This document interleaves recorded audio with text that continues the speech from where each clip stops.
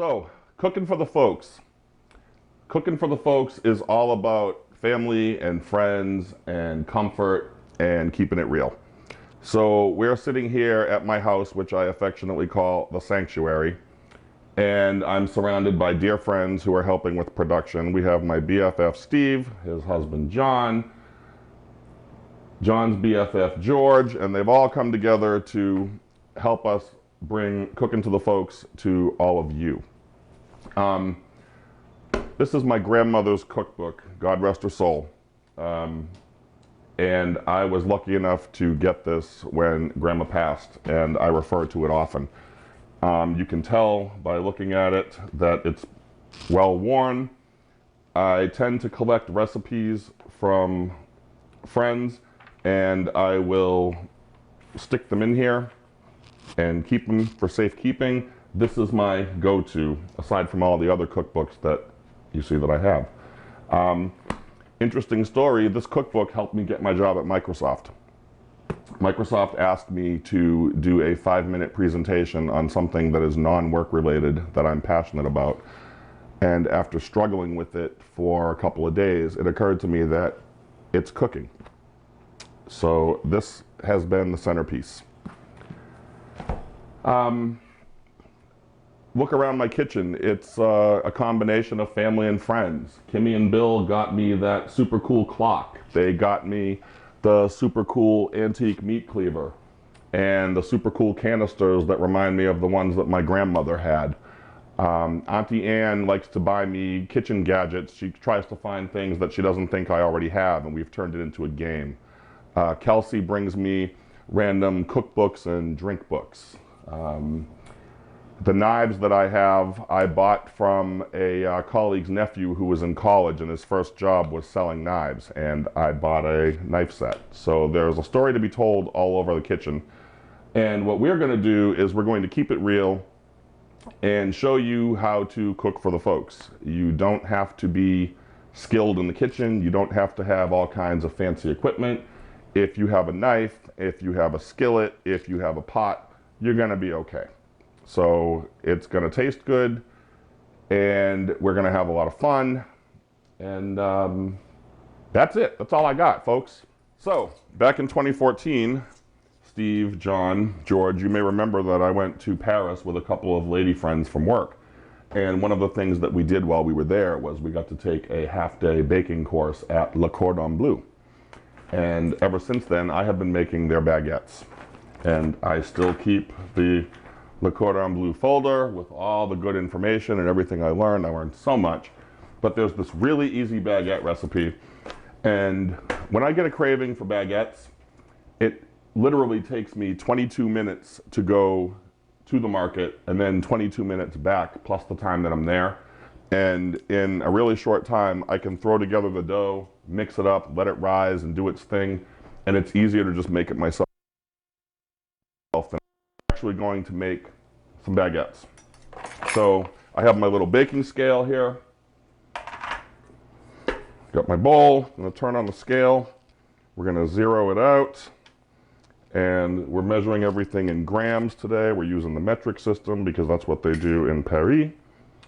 So we are going to start out with 500 grams of flour.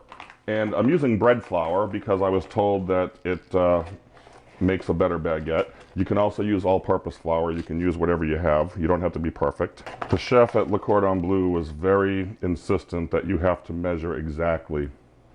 And so he was a super nice guy, so I try to keep in mind what he told me and follow his instructions. I wouldn't want him to see this and get pissed off at me. So, okay, we got 500 grams of flour. We're good.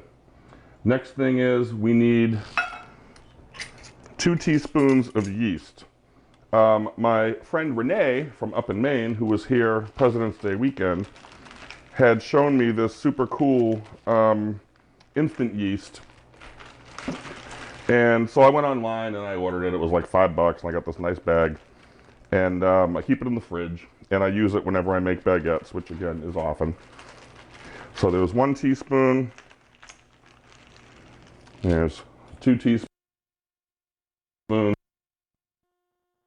you can just go and pick up those yeast packets at the supermarket in the refrigerator case. It's no big deal.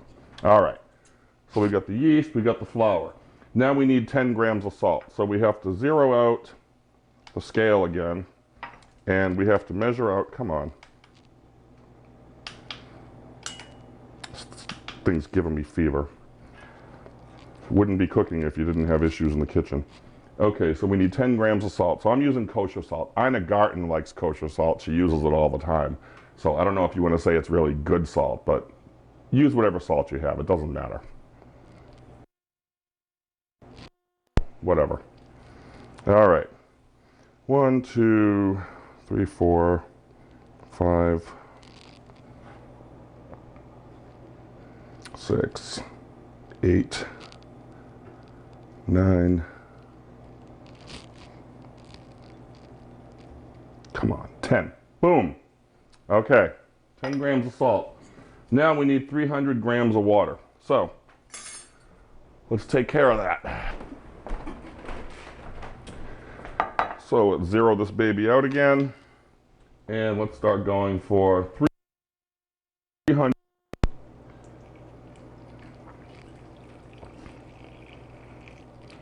Okay. Sounds kind of nasty. 232. All right, so we got 300 grams of water. Now, I am lucky that I have a KitchenAid mixer that Grandma, Auntie Ann, and Uncle Danny got for me when I moved to my first single-family house back in 2001.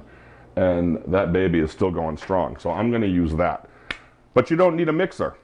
You do what I did, you throw everything in a bowl, and you just get in there with a spoon or your hands or whatever. I'm not going to do that today because I don't feel like it. I have a mixer. I'm going to mix it up. Damn right. So, try to help Ike? No, sir. All right. So anyway, here we go. So again, my favorite, my baby, my KitchenAid mixer. So I always keep all the attachments together. So I'm just going to toss these out of the way. Put my dough hook in here. And we'll set this baby up. And we mix.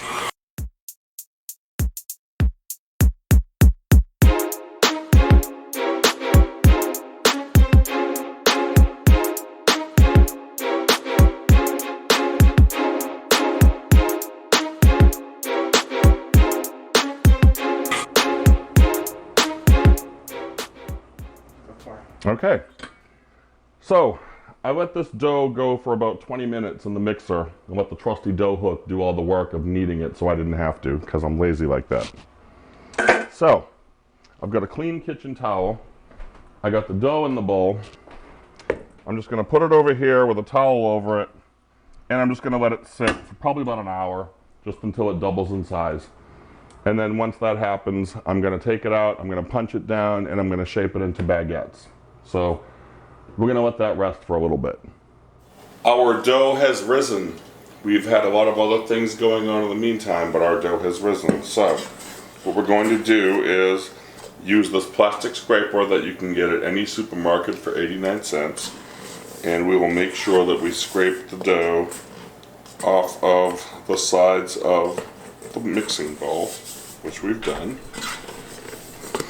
And again, if you don't have a mixer, you would have kneaded this for a while, and then you would have put it in a bowl, and you would have let it sit, and this is the point that you would be at. Okay? So, what I'm going to do now is set that up. There we go. We're going to throw out some all-purpose flour. And we're going to put it out here. You're going to knead it. That looks awesome.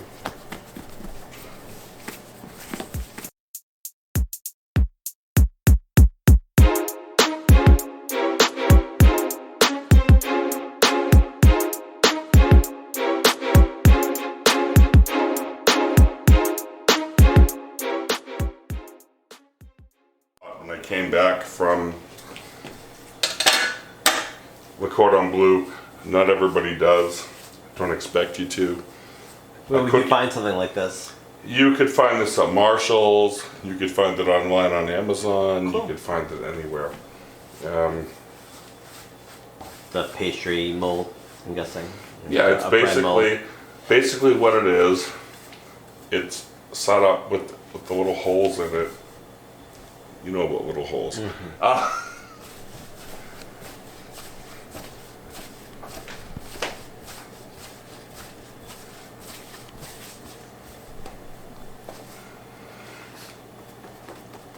And there you go. That looks awesome.